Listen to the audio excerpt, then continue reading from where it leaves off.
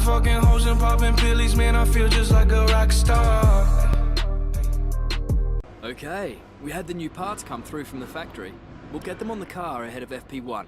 Hey guys, my name's CJ Gaming and today I'm back with another video, and today I'm back with part 19 on the F1 2018 career mode here in Mexico. And as you just saw there, or heard, we got the new major upgrade on our car for the chassis upgrade, and this is going to unlock the two ultimate upgrades that we're going to be working towards for the end of the season, which is great. We got 1.3 thousand resource points as it stands, so hopefully we can add to that going into practice.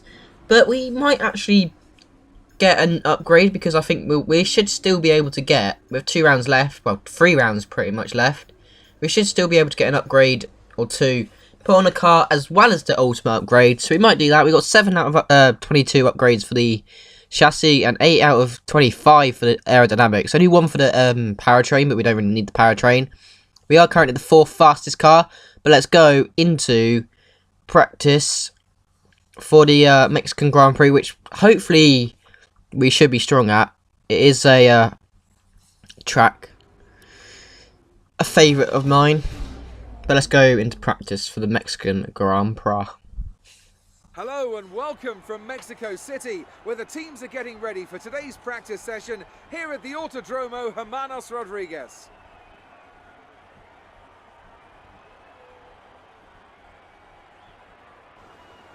I'm here with Anthony Davidson once again. Nice to see you, Ant, and I wanted to ask you about how you go about improving the car over the course of a practice session. How much would you say is already known from the pre-race simulations, and how much do you have to do, how much do you have to work on with a real car on a real circuit? Well, that's a good question, Crofty, and I suppose the simple answer is that there's no such thing as too much information.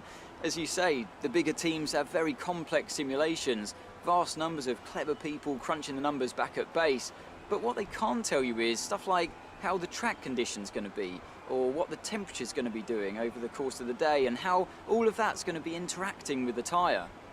There are so many millions of tiny variables involved in getting these cars around a racetrack quickly, but the computer can't tailor the car to a driver's specific balance requirements. At some point, you still need to put a human being in there and have them feel it through the seat of their pants. And that's why we end up with different drivers having different setups. So what I'm trying to say is, Crofty, nothing beats on-track testing. So here we go, trying to get as many resource points as possible. You know the drill. I've said that literally every single episode, I'm pretty sure.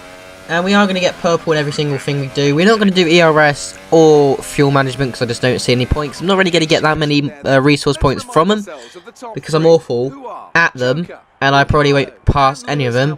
But we do go fastest by a couple of attempts. 8 attempts, I think that says, actually. And Daniel Ricciardo's actually got a 5-second penalty, a 5-place grid penalty for the race. So I don't know what happened there, but let's go speak to Claire for the probably like the 38th time this season, because you get like, I don't know, twice every so often. But we got some more discount off of chassis for that question answer we gave, which is pretty good. But she's not really happy with our answers because we skipped the second question, but shouldn't ask stupid questions. But here you go, here's all the resource points we do get. We are nearing the end of the season, so it is going to be nearly time to crown the World Drivers' Championship. This time in real life, at the end of the Mexican Grand Prix, Lewis Hamilton did win the Drivers' Constructors Drivers' Championship, but I don't actually know who's leading up the World Drivers' Championship on Season 1, in Season 1 at least. So that's going to be interesting. I think Bottas as well as Hamilton are both really close, so I'm not sure, really not sure, but yeah, we are going to get a new brakes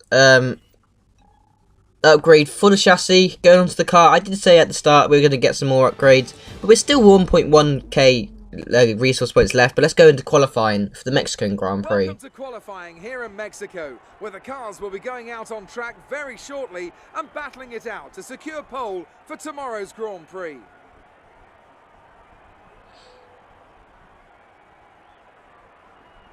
With the weather as it is today, Anthony Davidson, we have, to some extent, to throw the form book out of the window. Who do you see having the advantage on this slippery, unpredictable track surface? Traditionally, these are very Adrian Newey conditions. The Red Bull's habit of creating incredible downforce coupled with the high rake they like to run is perfect for the wet, and it's helped them close the power gap a number of times over recent years. I think Force India as well, always a bit of a dark horse in changeable conditions, and of course the McLarens have a fairly good chassis. Having said that, I don't want to make a firm prediction. More than performance, the deciding factor is going to be the timing. The level of wetness out on the track is going to constantly rise and fall, and anyone who can find that perfect window when it's at its driest will have a big advantage out there.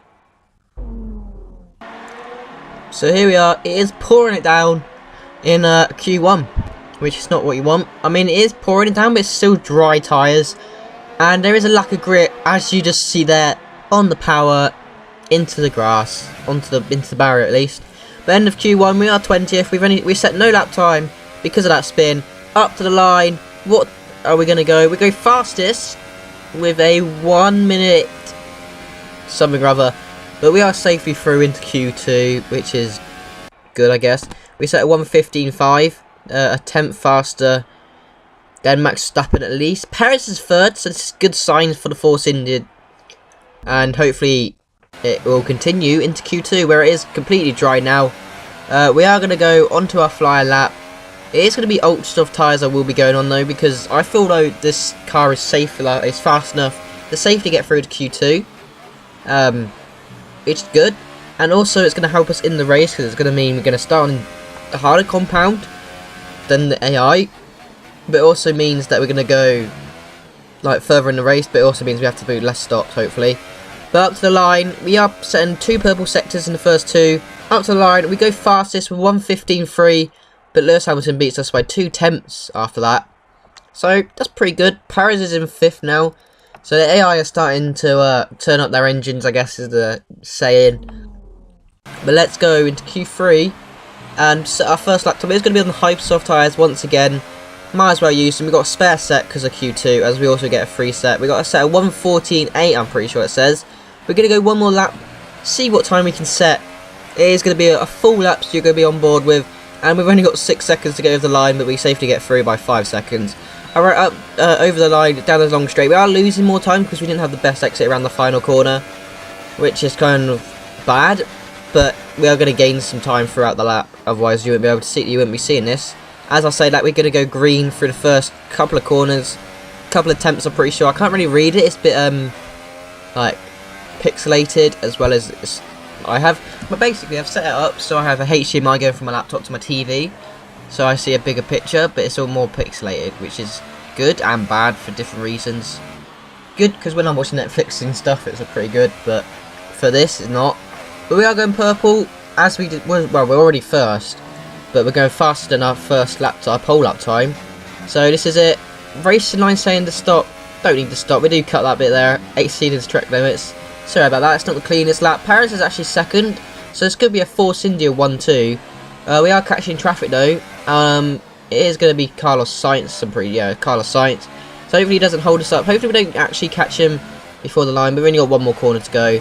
Slow entrance, fast exit. That's what we like Sainz to actually come into the pits. Up to the line, we go fastest, we go even faster.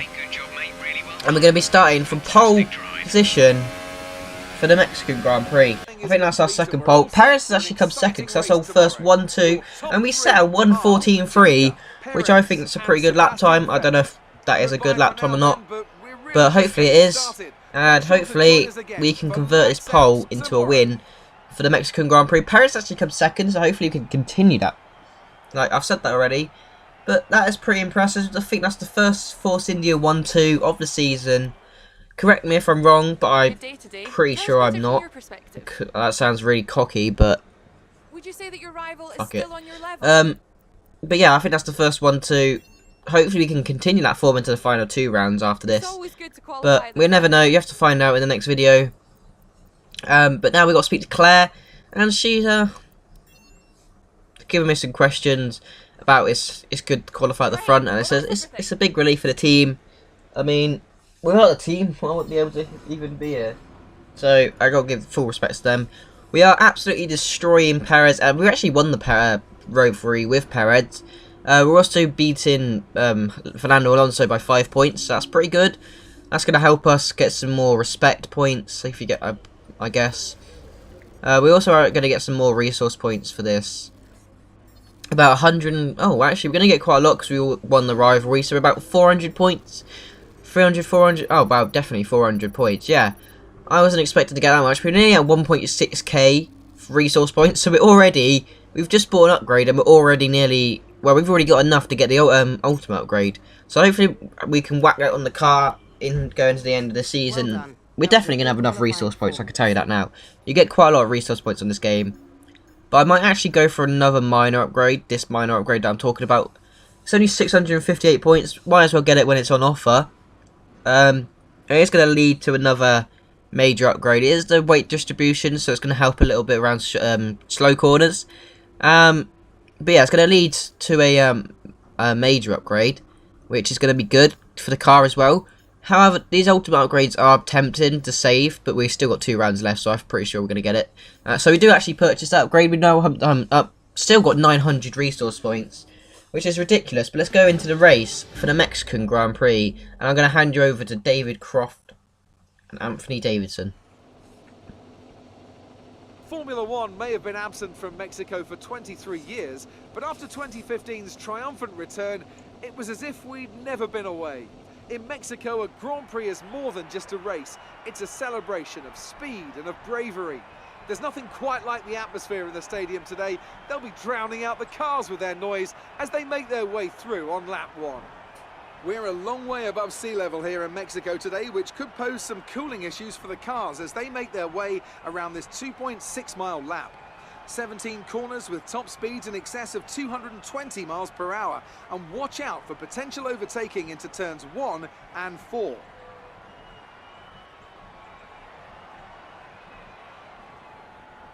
Anthony Davidson joins me again for the race today. Let's talk about Force India. What do you make of their performance so far this season? Well, the atmosphere within that team seems very positive at the moment.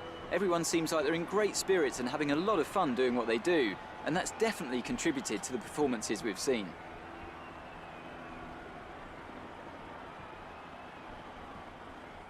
We're almost ready to go then, and this is what the starting grid looks like for today's race. Joker lines up on pole position, with Sebastian Vettel starting alongside. Looking down the rest of the grid, we have Hamilton, Verstappen, Kimi Raikkonen, and Sainz, Ricciardo, Magnussen, Perez. They've taken a grid penalty, and Pierre Gasly, Ericsson, Stroll, Valtteri Bottas, and Sirotkin, Hartley, Grosjean, Stoffel Van Dorn, and Charles Leclerc. Alonso and Nico Hülkenberg completes the grid. And now it's time to head down to the track. So as you just saw there, Perez is going to be starting 9th. So it's not going to be the first, but it's the first 1-2 in qualifying, but starting on the grid is not going to be the first 1-2, unfortunately. Which is very upsetting. I don't know, it's not really upsetting to be honest with you, but it's really annoying. Because that could have been a very good result for the Force India boys, but it's like it's not going to happen. However, I'm still on pole. We got the Ferrari of Kimi Raikkonen, I'm pretty sure that is behind us in second. But as we go away for the formation lap, anything can happen. Anything can happen into turn 1. It's going to be a long run. As you can see, we're still going down to turn 1. Hopefully Perez can actually jump some people, but yeah, it's just what happens at the end of an F1 season, really. On a game at least. AI just don't take any penalties at the start of the season, because that's how I've not taken any penalties here. I've upgraded durability, as well as I took penalties at the start of the season, like Monaco, Spain, a couple of can't remember any other tracks, but that's all I needed really. So hopefully in season 2 I won't have to take any grid penalties, and hopefully me and Perez can be destroying the grid. But speaking of which, we are on the grid and we're going for the lights. We got 3, 4, 5 lights. Lights out and away we go for the Mexican Grand Prix. And we've had a shocking start. We've already been mugged by Vettel. It's actually Vettel, not Kimi Raikkonen. And Hamilton is now on our left-hand side, as well as whoever's 4th. We've had contact with Max Verstappen, apparently. But we're 4 wide, going into turn 1. This is not going to end well. We're on the inside line of Hamilton, so we managed to keep P2. And we're now fighting, as we was in turn 2, we was on the inside line of Sebastian Vettel, so we was fighting him. But we now got the position on the exit for turn 3. On the run down to turn 4 though, we are going to definitely have the position. Just straight line speed is just dominant compared to the Ferrari. But we lose the back end around the hairpin through the castle section. It's the wrong track, mate. Through the stadium section, and it's going to give Sebastian Vettel a very good run on us down this very long straight. He's not going to have DRS though because it's only turn on lap 3. Everyone's set in purple. Like, Kevin Magnussen set the fastest lap after that. What is that? And here comes Sebastian Vettel, slipstream, probably rich mix, probably overtake mode in ERS mode. We've got the inside line though. Is he going to get the move done? We're going to squeeze him, but he's just backed out of it, and we managed to keep P1. Max Verstappen actually overtook him as well. But at lap 10, everyone else is pitted. We're now into the pits though, and hopefully we can get ahead of Sebastian Vettel. Hopefully the undercut hasn't affected us. Hopefully we're not that bad behind. But Kevin Magnussen as well as Marcus Ericsson have both passed us. They've had a pretty good race. Ericsson moved up quite a few positions there, to be honest, in the due to penalties. He started 11th, so that's pretty good. Kimi Räikkönen is now setting purple lap times on his new tyres. So that's pretty good, but we do come out ahead of Hamilton though. But he's going to have a lot more like momentum into turn 1, but we've managed to keep ahead. So that's pretty good for us. Our race is pretty solid, and there's actually a yellow flag, and I think it's Max Verstappen who's retired. I might be wrong. I don't know who retired, to be honest with you. But here comes Hamilton down in turn 4. He's on the outside line, under braking. We've absolutely got cold tyres on.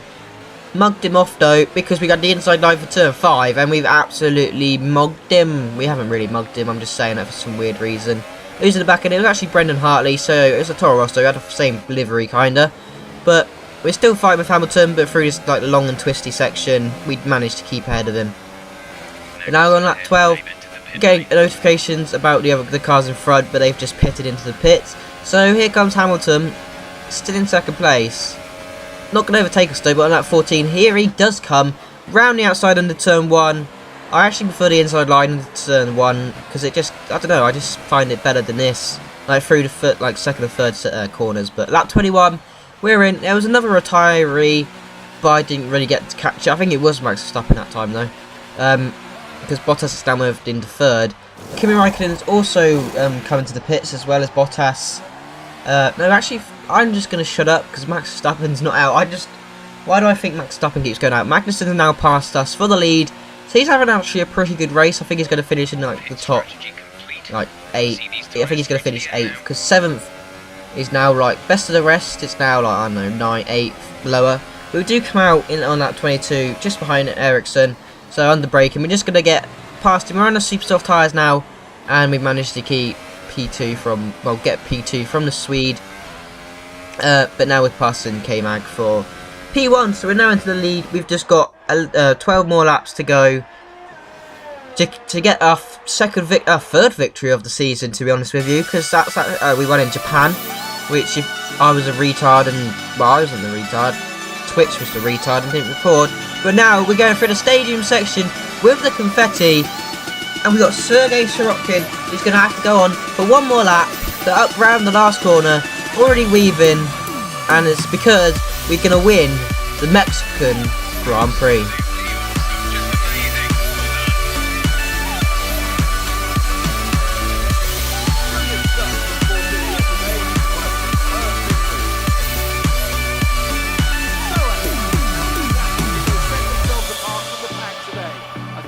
Consistency was probably the key today. They're doing quick, and then they're doing quick lap after lap after lap. If you do that, you can capitalise on other people's errors.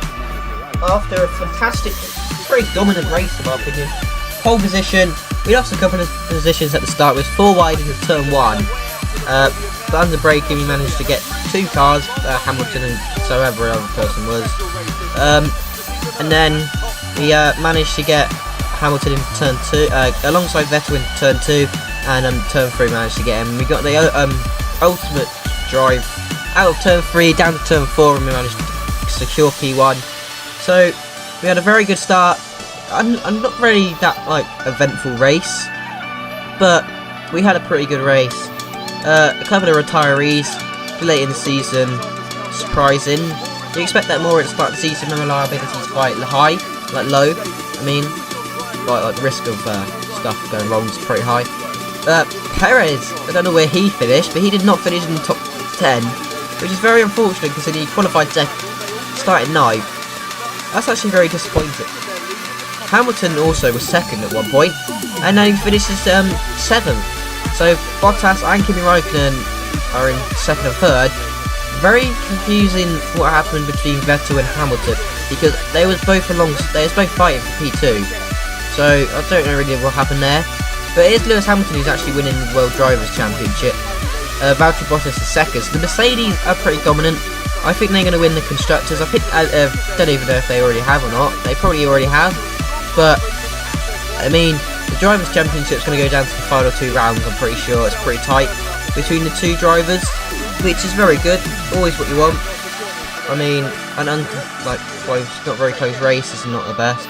But they are actually 2 points behind Valtteri Bottas is to Hamilton, so that race was actually pretty good for him. But yeah, 160 points between Ferrari and Mercedes is definitely guaranteed Mercedes win. But here's Claire, and do you think Perez has learnt from your battle with you? Of course, I'm the beast, almighty beast, CGH Gaming. But yeah, I just put drivers always learning from each other, which is true. If you don't fight, there's no point driving really. Learning is what you do every day. If you want to know how I feel after that win, I just say that aerodynamics was on point, which it was because this track is pretty hard on the aerodynamics. You need quite a lot of downforce, even though it's pretty along straights. You still need downforce because of the high altitude. I'm not sure if that actually goes into the game, but in real life that's the case. So yeah, what is he with all these questions? But yeah, you did underestimate me. But I'm not going to say that you underestimated the team, because that helps sportsmanship, which I'm about. And I swear, actually, we actually beat Perez going into before even the race. So I'm not sure what's going on here, but rivalry has definitely been won now. So that's going to restart. Fernando Alonso's rivalry, we're still going. I think we're in double digits now for our points. He's not though. We're going to get 263 more points, so we're at 1.2k. We got 7 teams that very much like us. Instead of the top 3 teams that don't like us as it is, fully. Mercedes like us the least, which is very unfortunate because that's a pretty nice car looking wise anyway. So hopefully we can drive that car. We can pretend that we're in the Mercedes Academy. But yeah, my contract value is very low compared to my actual values. But it's a couple of races time, we should be able to change that. Maybe in season 1. I'm not sure. But we've got 1.2 thousand resource points. So I think we're going to save that now for the major upgrades, the ultimate upgrades. Because only 2 races left, we definitely need to do it. But let's go into Mexico and see if we do Brazil actually. See if these upgrades actually went on our car. But yeah, unfortunately one did fail. But we did get an upgrade, which is the weight distribution. The brake actually didn't go on the car, but fortunately we do have enough resource points to fix that. We're now actually the third best chassis on the grid, alongside equal with Mercedes, and when that upgrade goes on we should just be able to beat them going into Abu Dhabi, which is a very, very good thing considering we had a worse chassis than Alfa Romeo. That's actually pretty good. I'm proud of that. We have focused towards the end of the season more towards the chassis upgrades than we have the aerodynamics, but that's just how things go. But I've been CGH Gaming. Hope to see you in Brazil for episode 20 of my F1 2018 career mode. But I'm CGH Gaming, and I'll see you in the next one. Bye.